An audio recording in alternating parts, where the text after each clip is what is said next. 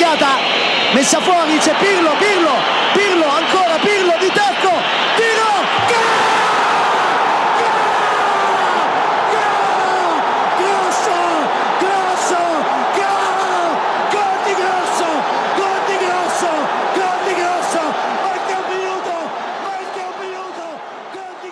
Hello and welcome to this week's AC Milan Talk podcast. I'm your host, Samit Paul, and I'm delighted to be joined by Jason Brown. Jace, how you doing? I'm very good, mate. Very good. Good man. It's been another eventful week, JB, but one man has dominated the headlines. We'll talk all things Gianluigi Donnarumma after he rejected Milan's contract renewal offer, and we'll discuss all the latest transfer talk concerning the club. First, Jace, there's no other way to start apart from discussing Donnarumma. I kind of want to break it down from the very beginning to the very end, in the sense that let's go back to last week and discuss, how it unfolded. So essentially, Marco Rossoneri, Milan CEO, held a press conference last week confirming that after a meeting with Mino Raiola, Donnarumma's agent, that Donnarumma would not be renewing his contract. It was a real shock and disappointment, kind of my initial feelings, because I think, me, you and Jack were speaking about it last week, and I believe all three of us said that we expected him to renew, I think, anyway. Yeah, I was confident he was going to stay, to be honest. Exactly. So for it to be a no, kind of leaked minutes before the press conference, and I was sitting there thinking, no, surely not. Fassona's going to come and say he has, but no, he's not. So yeah, really shocked, really disappointed, kind of a little bit angry and frustrated, but more so just disappointment, really. But like I said, let's start from the top. I want to discuss the decision itself first. I think there's two sides of the coin to it, as far as I'm concerned. On one side, you can look at it and say, has Donnarumma shown a lack of loyalty and disrespect towards the club? On the other flip side, is he just making the best decision for his career and assuming that moving away now, he's got a better chance of winning silverware and being successful at another club, i.e. Real Madrid or whoever else is interested in him? It's obviously split opinion. For me personally, I'll be honest, I think it's a tough one to take, just because I think just the backstory of it all, the 16-year-old kid, we gave him his Serie A debut, put him in this position to establish himself as a star. And I think you asked last week, didn't you, about the captaincy? That was one of the things that was mentioned by Forza. I believe they were offering him the captaincy for next season. And he turned it down? Essentially, yeah. So if that was part of the package. So that's not enough. And then on top of all that, apart from all the sentimental side of things, you're talking about a €5 million a year deal for 5 years for an 18-year-old. Combine all of that together, and for me, I honestly do believe it is a lack of loyalty and very disrespectful. A lot of Milan fans on social media agree, and they've been slating him, but we'll get to the fan reaction later.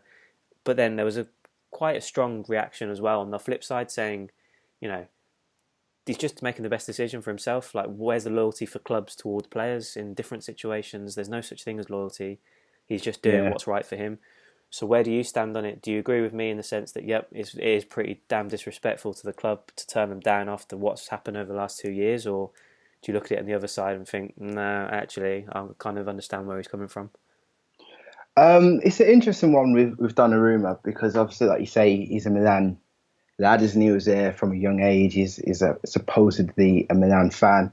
But I generally don't believe that there is loyalty in football. I think you have to look at it from the viewpoint that although, football obviously must be a footballer's passion, it's still their job. So you look at me and you, if we were in a position at a job and we were offered a better job, you wouldn't think, I don't want to let my boss down. You're like, I'm going to go get this pay rise. Yeah. Do you know what I mean? But from the Donnarumma standpoint, I think it is disrespectful to the club, not only because he's a fan, and if I was in his position as an Arsenal fan, if Arsenal offered me the captaincy, I would not turn that down for any amount of money in the world.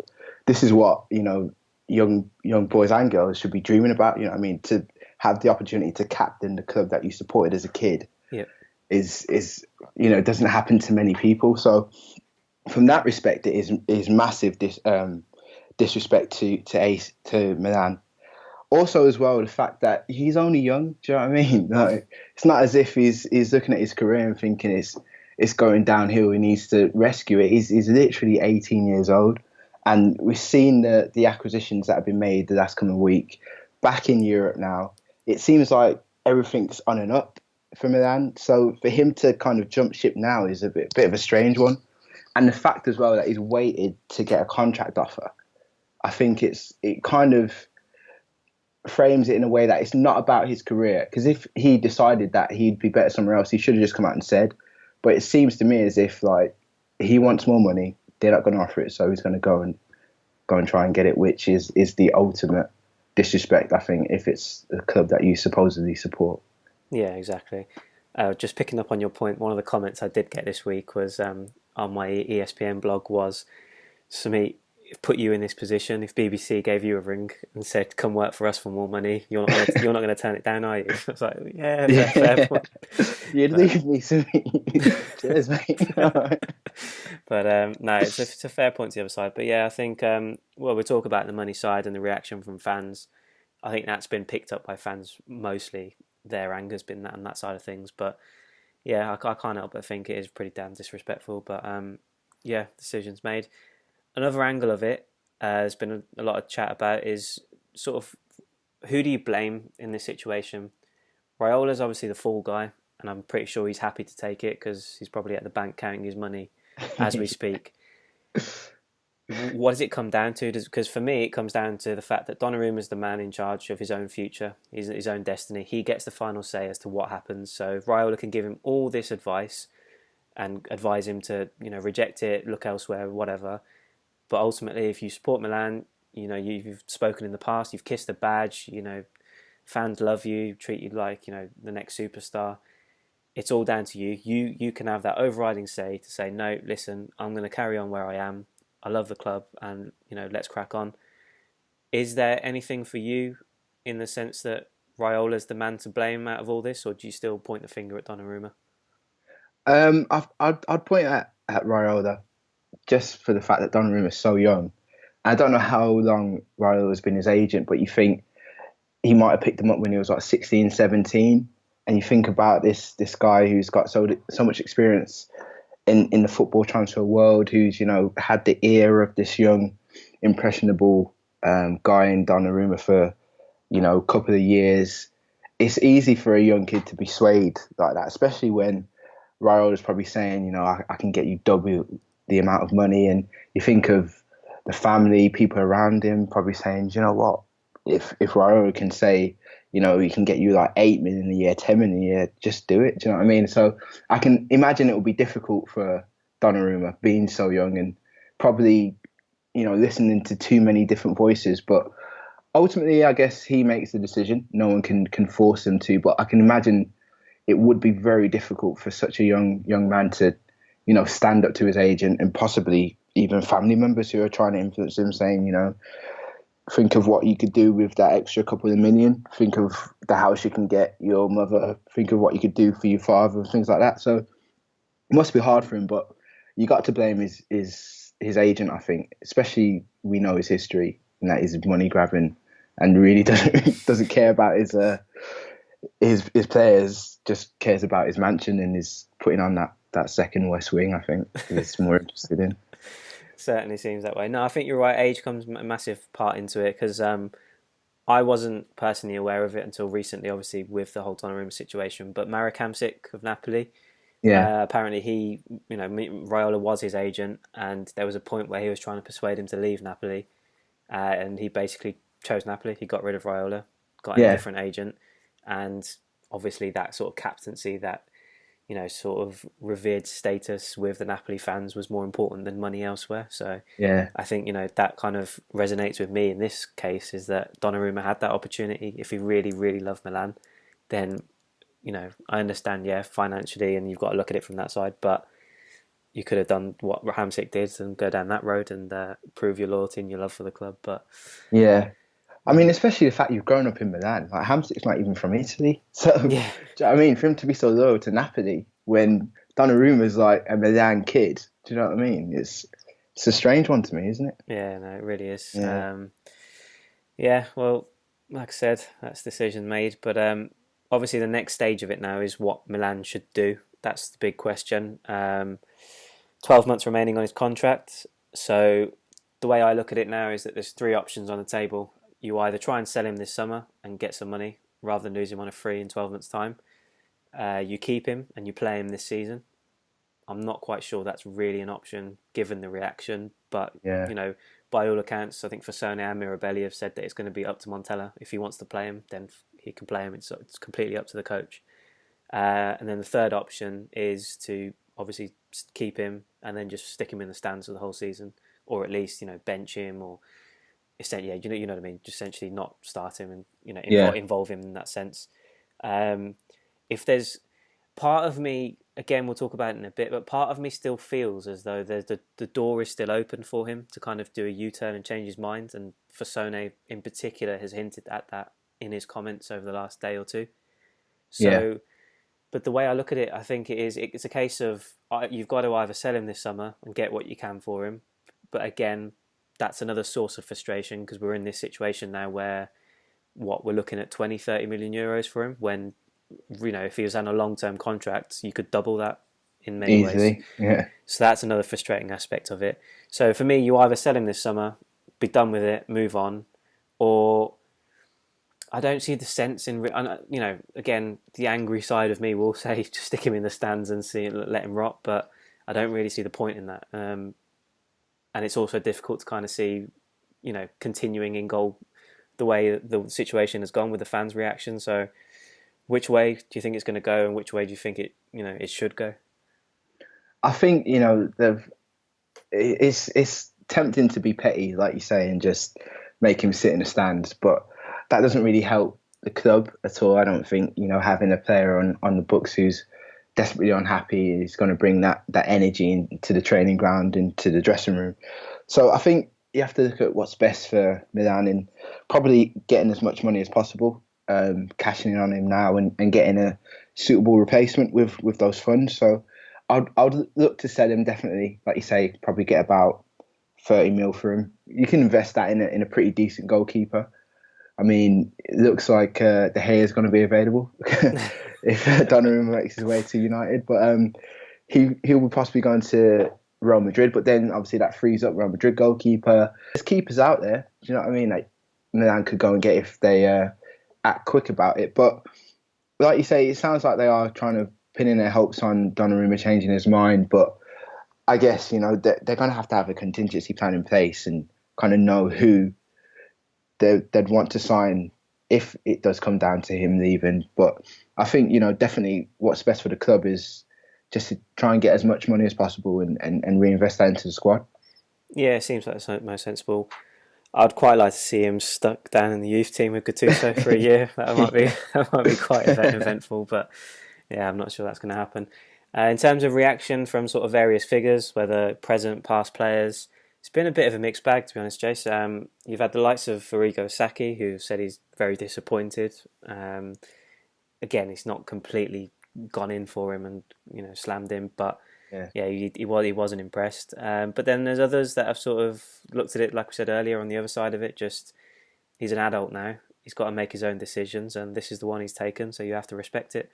So I think that's kind of across the board with a lot of people, but it's certainly not the way that the fans have taken it. But moving on towards like the weekend, it all blew up again. Raiola decided to hold an interview with a few of the media outlets in Italy to kind of put his side of the story forward.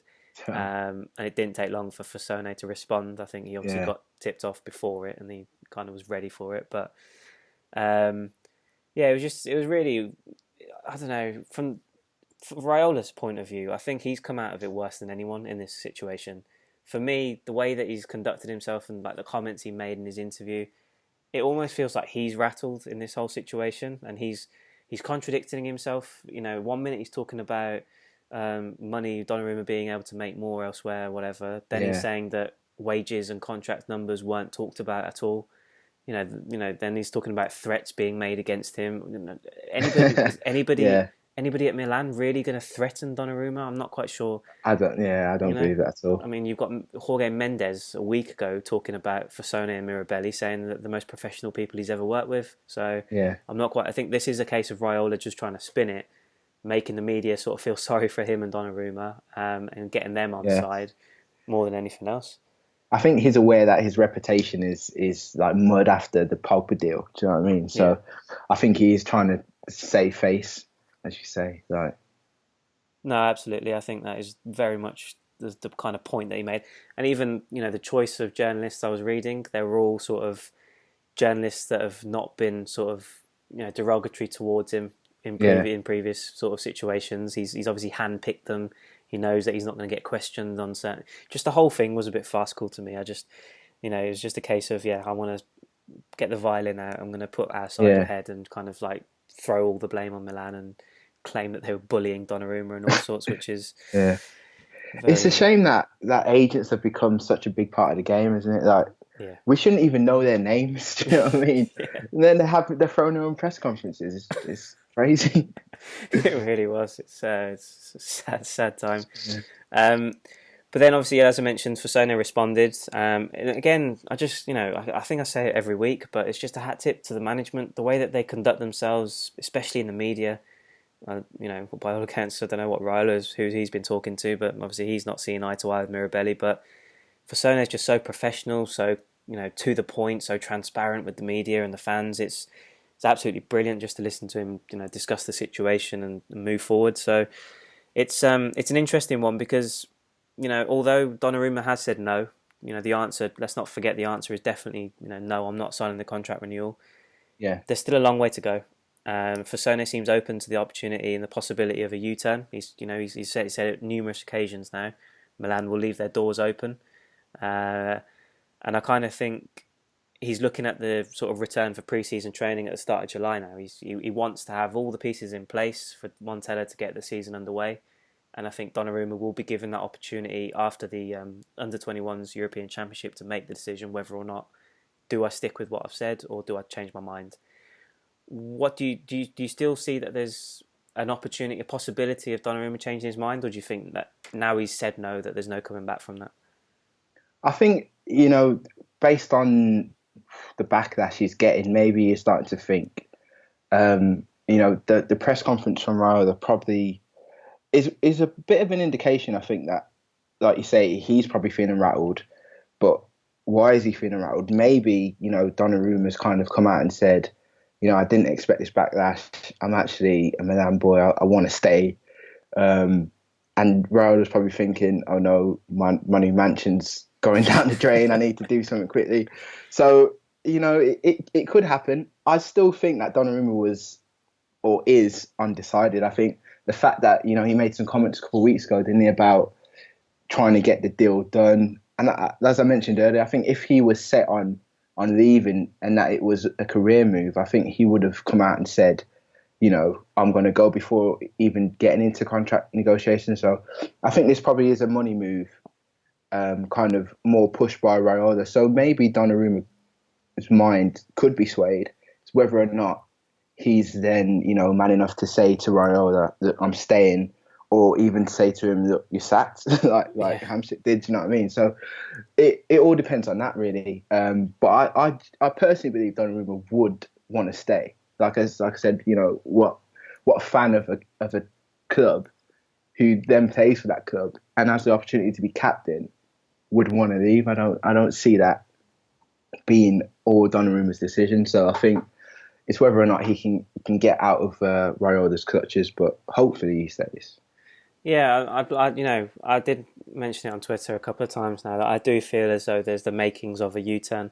For me, it just, like you said, I know that we'll talk about the backlash in more depth in a second, but as a Milan fan, as a guy that was considered the symbol of the club moving forward, he's not going to be welcome back in certain parts of Milan anytime soon at all. He's going to get abused walking down the street. You're getting, like I said, Saki and people like that. I'm sure they've not said anything, but legends of the club like Gattuso. You imagine walking into training and Milanella next month and walking up to Gattuso and saying hello. I'm not quite sure. Yeah, He's kind of he's absolutely destroyed all that kind of good feeling towards him from certain individuals. I think I know he's young. It's got to hurt him, but almost makes me feel as if it will spark something in his head to think, actually, hold on, what have I done here? Because this is definitely not how I wanted it to go. I've made my decision, yes, but I didn't think it was going to be like this. So yeah, it's an interesting one, and I think, like I said, July the 3rd seems to be now the case of, if he wants to change his mind, he better let us know quickly, otherwise we're moving on. So, I mean, even playing for Italy on internationals, like, I'm sure there's a lot of Milan fans that will be there in the crowds. He could be getting abused for years and years and years to come. Yeah, exactly. Yeah, exactly. Very true. That's true. So it's not looking good for him. It's a really bad situation. But I mean, looking at the kind of alternatives, and I think Milan have kind of made a point of it now that, okay, we'll leave this door open for you if you want to change your mind, but you've now told us your answer, so we've got no other option but to look elsewhere and kind of look at our options on the table. Kind of looking within the club first, we've got a veteran in Storari who signed a new extension earlier this summer, so he's kind of a backup option. You've got young kid Plizzari, who was a star at the Under-20s World Cup. Again, Yeah. Well, I'll give you the poll results in a second, but for me, it would be brilliant to see him given an opportunity of the same sort of ilk of when Donnarumma came through a couple of years ago. But whether or not, the management are willing to do that again, we'll have to wait and see. But yeah, I mean, the poll that I held was just a question of who do people want to start in goal for us next season if Donnarumma's not going to be the main guy. Mattia Perin of Genoa got 48% of the votes.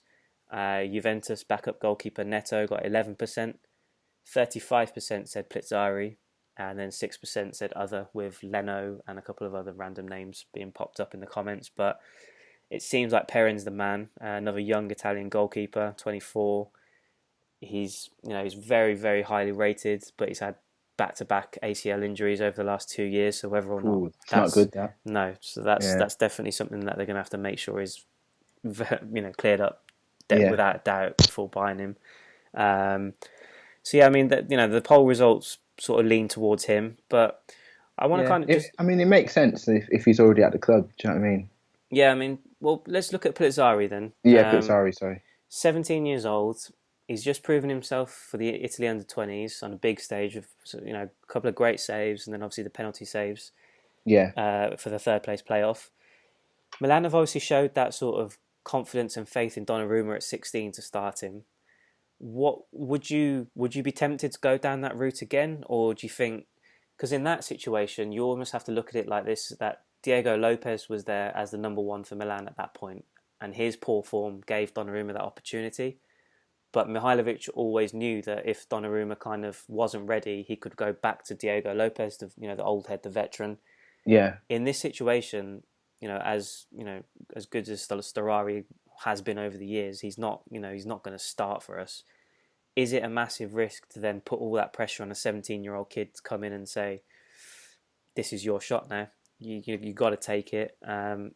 And then you're almost in a situation as well that if he does bottle it or makes mistakes, that, well, where do we look then? Because there's not really that many else. There's not options in the squad to kind of replace him. So is that a massive risk to suggest that? Are Milan looking in the right direction in the sense that, yep, we've got to buy someone and not put our hopes and prayers on Plizzari straight away?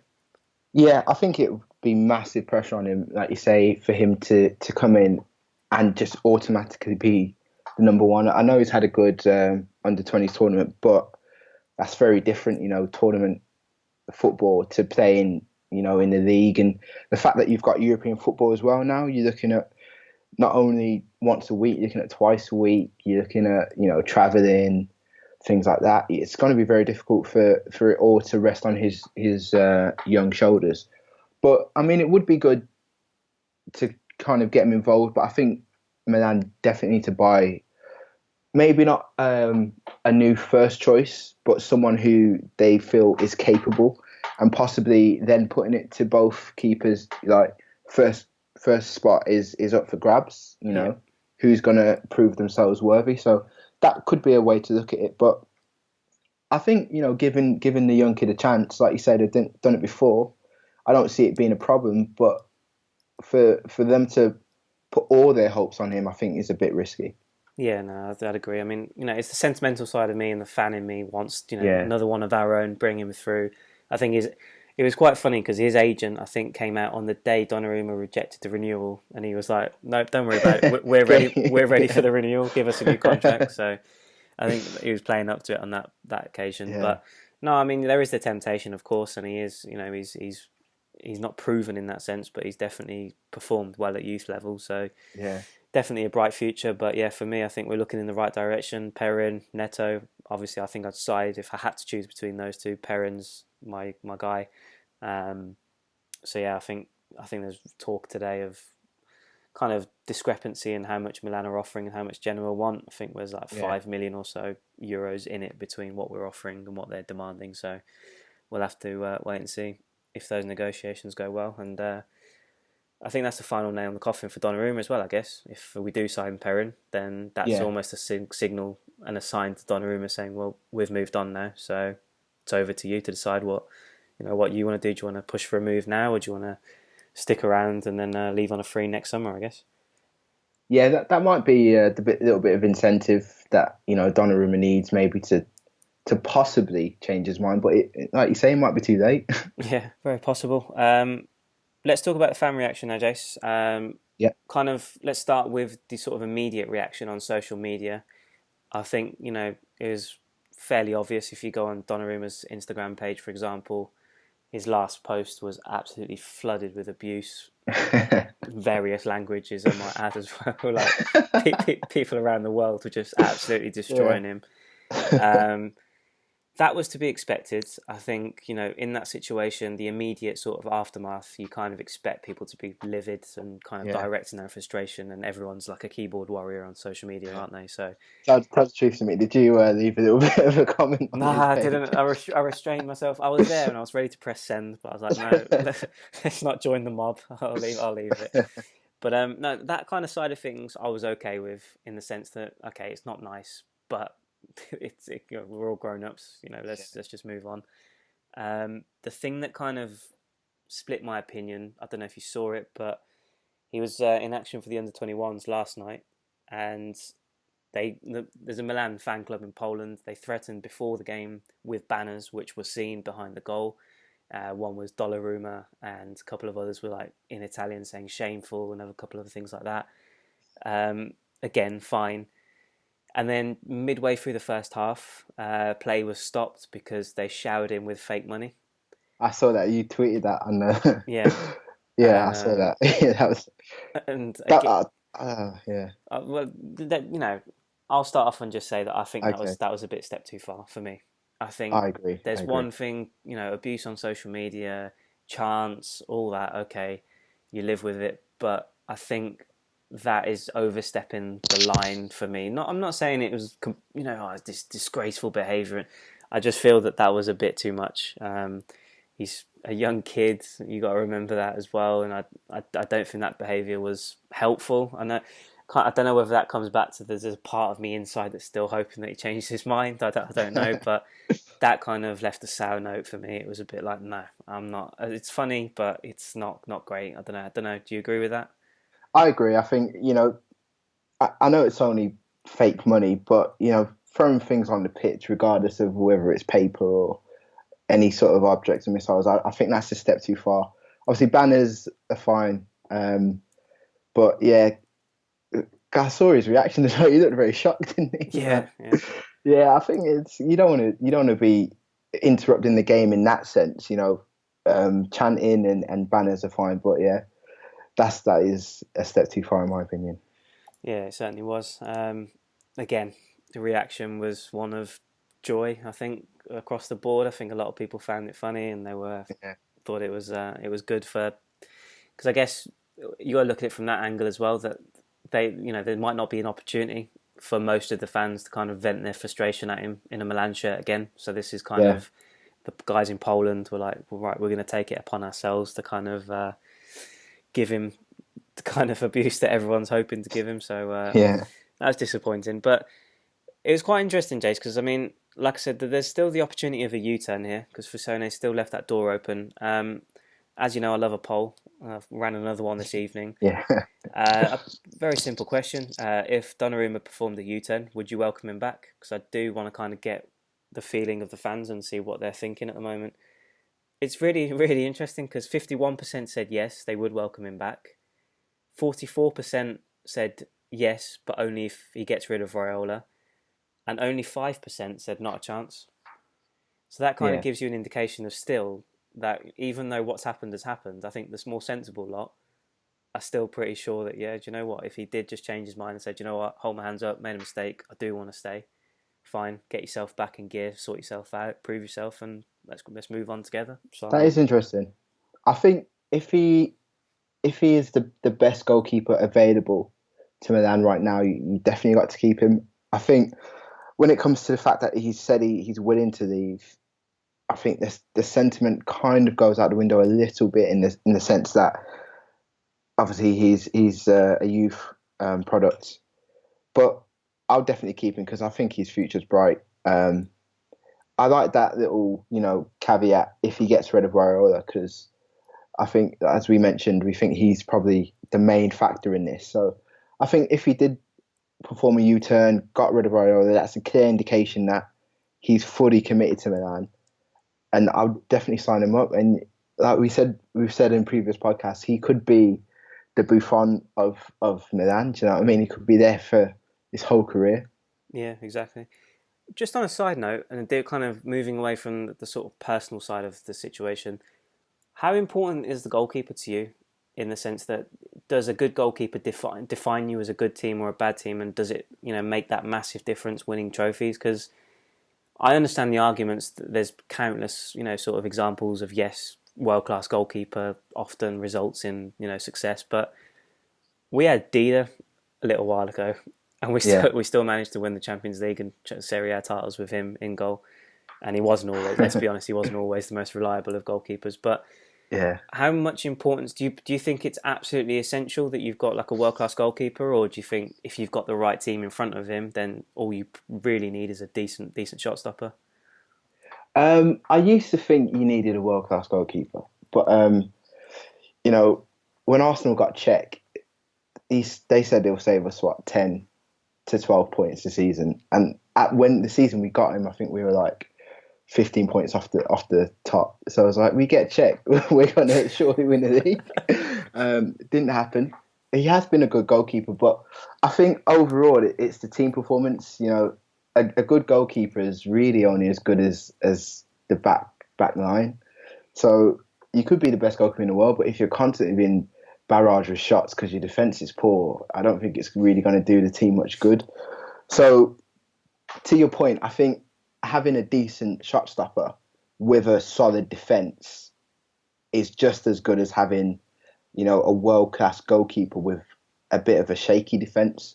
So to kind of put that in Milan's perspective, we're kind of building at this moment. We've just signed a few players, looking to build up a strong team. I think you need to keep the best players in each position. So having Donnarumma plus an amazing defense could see us, back up there. So I think in this instance, it is important to keep a goalkeeper, especially a world-class goalkeeper, especially when you're building. Yeah, no, I see that.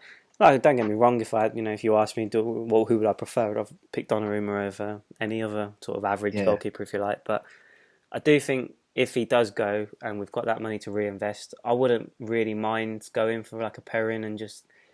I'm not saying he's average. I'm not saying he's world class, but he's in there in between somewhere. He's proven he's decent.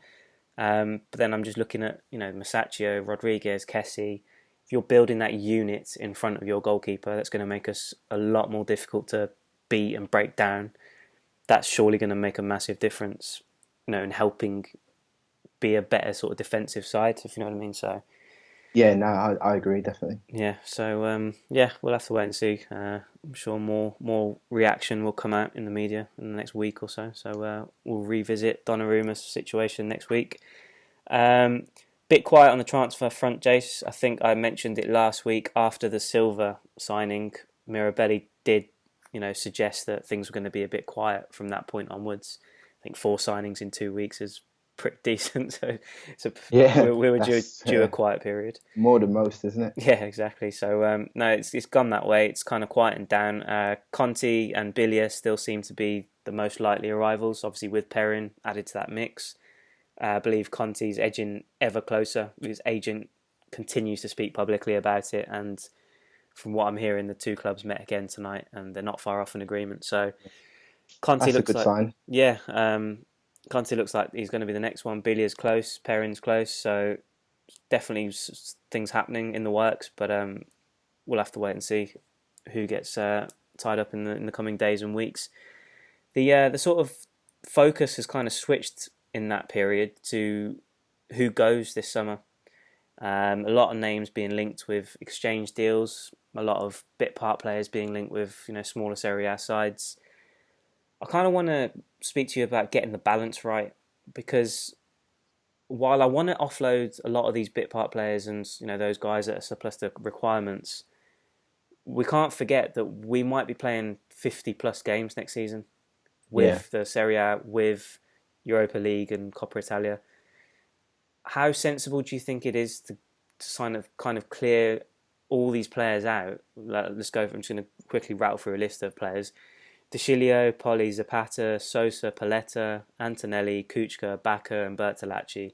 I think all of them at one point or another have been linked with an exit. Is it important, even though these guys aren't going to start and they're not particularly up to scratch? We've got to find the right balance, haven't we? In the sense that we can't just be scrapping all these players and not bringing enough back in, because we're going to struggle badly with a lack of depth next season, aren't we? Yeah, definitely. I think, like you say, having to balance the domestic competitions and European competitions, you're going to need as many bodies as possible. But I think you kind of have to look at it in the sense that you don't want dead weight. So if there's players who are going to be unhappy about possibly not starting, or players who, in Bacca's case, are kind of, being carried a little bit by the team, probably is better to get rid of them and maybe promote some of the younger players up into the first team as kind of backup. But I don't think it's a good idea to just get rid of everyone. I think you want players who kind of know the team, who have worked with Montella already, who are happy to kind of play that kind of second string role, but then are willing to step up and prove themselves in a sense. Yeah. So definitely keeping quite a few of those players actually that you just listed. I think De Sciglio, Zapata, Sosa. I definitely wouldn't get rid of those. I would get rid of Bacca potentially. Keep Antonelli, but it depends on whether or not Milan can attract other players of similar or better quality who are happy to be on the bench, really, which is always difficult, I think. Yeah, I mean, we've done a great job in bringing 4 starters in. I think pushing the other guys out and making them squad players is a great start. But yeah, it's a case of, okay, that's great getting rid of these players, because a lot of them are of a standard where I think we can do better, and if we're aspiring to be top 3 in Serie A and challenging in Europe, we've got to move on and bring other better players in. But you can't just expect we're going to get rid of these guys and we'll just chuck a €5 million here, there, and everywhere and bring in replacements. It's not going to happen in one window, so got to be sensible about it. Yeah, I think if there's swap deals on the table, I think they always work well, because you're getting rid of a player, but you know for sure you're getting another one in. So they can always be quite useful, actually, having these type of players as bargaining chips to bring in other names. Yeah, no, that's a very good point. I think that's the way it's going. A lot of them have been linked with in swap deals, so I'm sure there'll be some sort of movement. It is a shame, though, because that's just reminded me of the fact that we're looking at Donnarumma and De Sciglio now, both sort of last few years, especially De Sciglio longer, but brought through the system at Milan. Both are refused, not interested in signing a renewal, so that's a negative side of things. But we move on. The club is bigger than any player, Jace, so can't be too disheartened about it. Just other little tidbits to take from the week. It was good to see a glimpse of Andre Silva for Portugal in the Confederations Cup.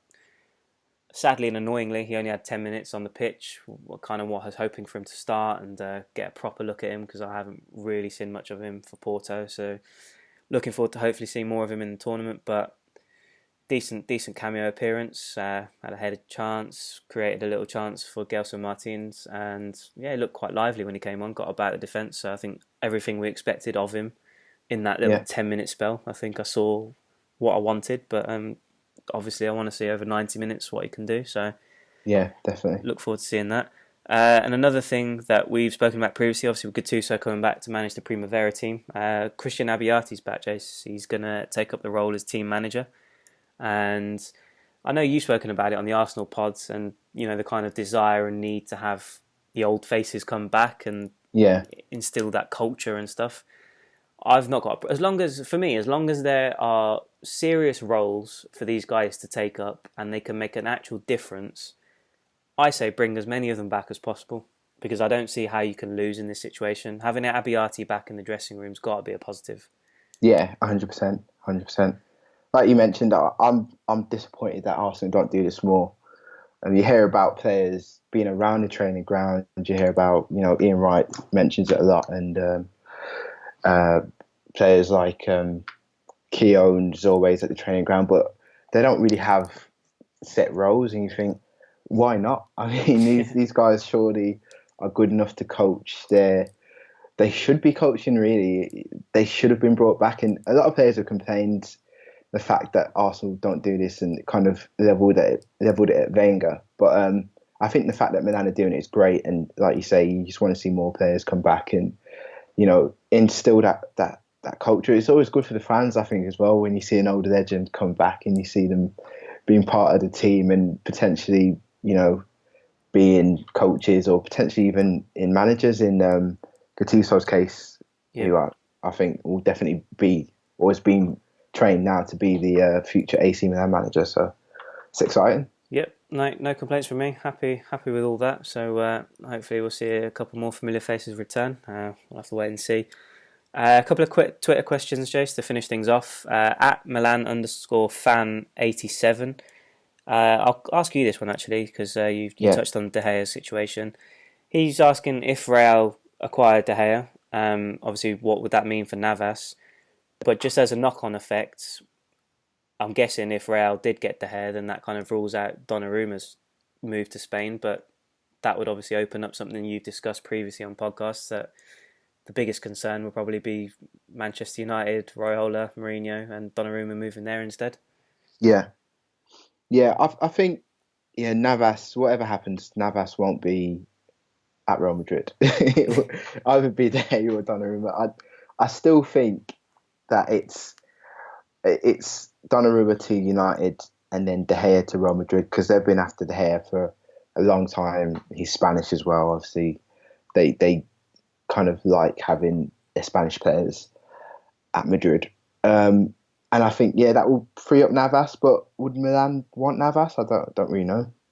No, I don't think so. His name has cropped up, and like you mentioned earlier, in swap deals and stuff like that, he's very rarely cropped up. But I think for me the biggest concern would be if De Gea moved to Madrid, then that opens up that door for United, which is a massive concern. Raiola took Pogba there last summer, so probably more than happy to take Donnarumma there this summer, which is not what I want, but we'll have to wait and see. And then the final question was at Milan Por Vida. He asked, will future potential arrivals this window look at the Donnarumma situation and think twice before joining? I don't think so. I think, it doesn't look good, and especially when Raiola shouts his mouth off and criticises Mirabelli for his behaviour or alleged behaviour in this situation. Doesn't reflect well on the club. But you look at the players that we've brought in, you look at the sort of negotiations and how swift and brilliant they were. Mendes talking about how great Rossoneri and Mirabelli were to work with. I personally don't feel it should influence any other potential arrivals. Don't know if you agree, Jace. I mean, like I said, it isn't great. It's not helpful, but is it, this Donnarumma situation, is it enough to kind of put any arrivals off for you? I don't think so. I think if anything, it makes this whole situation makes Donnarumma and Raiola look bad, in my opinion. Yep. I think anyone attached with football is going to take what Raiola says with a pinch of salt. So I think any kind of sharp-minded player who wants to join Milan isn't going to look at Raiola's words, especially, and give him any credence. I think they'll deal with the management team at Milan and soon realise that Raiola's full of rubbish, and Yeah, it shouldn't discourage anyone. I don't think. No, I hope not. Anyway, I think we've done enough positive things so far this summer to Yeah. perk many people's interest. So let's hope this isn't a red mark on the paper. But all good, Jace. I think that wraps us up this week. Unless you've got anything else you'd like to add. No, I think we've covered it. The Donnarumma show today. Yeah, good old Donnarumma special for everyone. Yeah. See how the situation develops over the next 7 days. We might be talking about him again next week, but hopefully we'll have a couple more additions to the squad to discuss as well. But that wraps us up this week, Jace. So I think that's all that's left is to say goodbye to the people. Goodbye to the people.